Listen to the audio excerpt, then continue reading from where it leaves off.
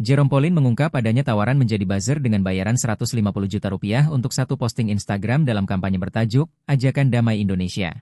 Tawaran tersebut disampaikan melalui pesan WhatsApp dari seseorang yang mengatasnamakan sebuah agensi.